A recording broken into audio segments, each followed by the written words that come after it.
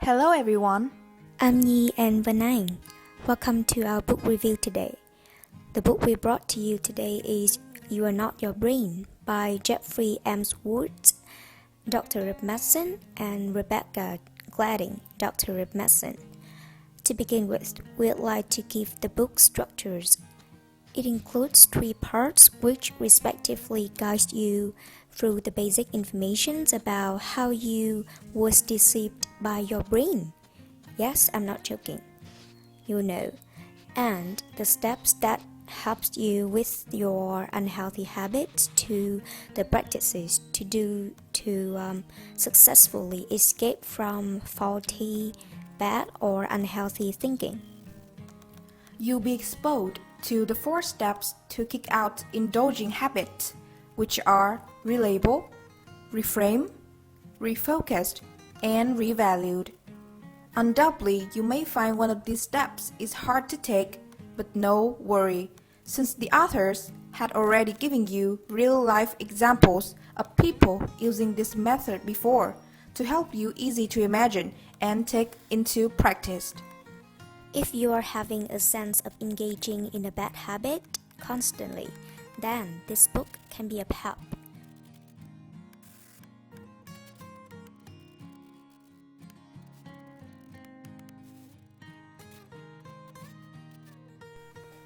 If you want to know, we catch the sight of this book on Tiki and just undeliberately choose it.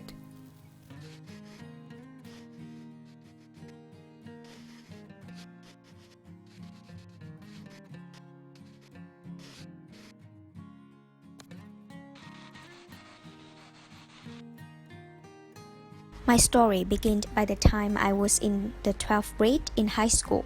At that time, I was put under the pressure, which provoked a false thought in my mind: study hard or end up living a poor and distressed life, which led me to the habit of forcing myself and to continuously study and feel dreadful when I got bad marks despite my diligence. I remember I was constantly overthought and cried me a river when I got bad marks in math 7 times in my high school year. The same thing went for the English listening test I had a few months ago. Yes, I know I kept this kind of terrible habit even when I entered university. Study hard may seem to be a good thing for most people, but the opposite was true for me, as I used up my time to study in a stressful and kind of obligatory way, as if I'd have never got any chances to learn again. Out of the blue came this book, which, like a savior to me, helped me turn into a new leaf. No sooner had I read it than I realized I had been indulging in a circular habit of overthinking and forcing that caused by my brain. Sounds fictional, right? Yeah, but you will know. That's just one reason. I'm not going to spoil anything. I just want to show you how it is of help to me with my tiresome thought. With a guide from the awareness to the action, I finally could realize the cause of my false thought, second cause actually. It stemmed from the criticism of my parents when I was a child. I know that they just wanted all the best for me, but the way they used to criticize me for my mistakes was a conduit of my perfectionism, which I believe is the need to perfectly study hard and get flying colors. It had haunted me for so a long time, and its effects were so severe to me. I myself felt frustrated, stressful, and even isolated myself from others because I thought I would bother them with my study. However, with the help of this book, I decided to take steps. Now I do study hard, but I'm no longer harshly pushing myself. I try to eliminate that thought with the help of the book. Instead, I make a plan to equally spend enough time taking in knowledge and relieving myself, as well as spend quality time with my friends and parents, family. Yeah. And after such a long time, I am able to finally confide in my friends to explain to them that I was not distancing myself from them on purpose, and to say that I was so stupid to give in this nonsense thought that created a gap between me and them. And when it comes to the bad grades, I likewise can live out that bad habit. Instead of crying and blaming myself, I find out the reason for my mistakes and try to memorize it so that I won't go wrong next time. And the most important thing is that I am now studying in a mindful and comfortable way. And to warn you that it sounds easy, but it was not. At the first stage, I found it so hard to take into practice and even was on second thought of giving up. But practice makes perfect. The book seemed to foresee our possible difficulty. Therefore, it provided us with practical examples of several people using this book before to encourage us and generate motivation for us to move on. And I can say that to some extent, I virtually kicked that terrible thought made me distressed out of my mind. You know, healing your mind is a process, just like learning, that takes times, but efforts pays off.